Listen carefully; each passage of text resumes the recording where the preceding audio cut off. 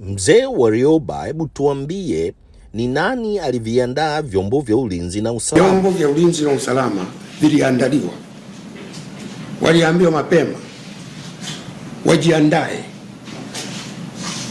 kuzuia vurugu yote itakayotokea. Polisi waliambiwa wajiandae, na hata jeshi waliambiwa. Hii ina hatari kubwa sana. Mchakato wa uchaguzi imekuwa kama hali ya hatari. Kama mnajiandaa, kuna hali ya hatari, unaandaa vyombo vya ulinzi na usalama.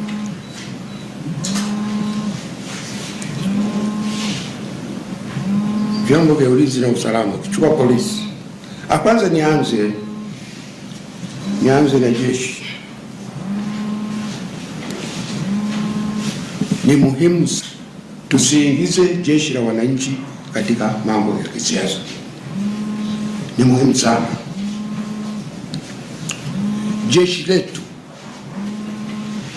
tangu lianzishwe limefanya kazi nzuri sana, na naweza kusema kwa sasa hivi katika nchi yetu, kama kuna taasisi ambayo inafanya kazi kwa uaminifu wa nchi, kwa uadilifu, kwa uzalendo, kwa nidhamu, ni jeshi la ulinzi. Ndio taasisi pekee yake iliyobaki. Hawana kamba kule, kwamba unakula kwa urefu wa kamba yako. Hawana. Wenyewe wanafanya kazi kwa uaminifu, kwa uadilifu, kwa uzalendo na kwa nidhamu. Ombi langu kwenu ni kwamba mwaka huu na mwakani tunaelekea kwenye chaguzi za nchi yetu, na hapa ndipo usalama mkubwa ndani ya nchi unapotakiwa kuangaliwa kwa ukaribu zaidi. Kwa niwaombe sana Jeshi la Wananchi wa Tanzania kwenye kamandi zenu tofauti kujipanga kwa ajili hii. Mwaka huu tunaanza na chaguzi za serikali za mitaa, lakini kwa sababu tuko wengi, ni chaguzi ambazo zinashirikisha vyama vingi vyenye nia tofauti. Hatuoni kwamba kila kitu kitakwenda kama kilivyopangwa.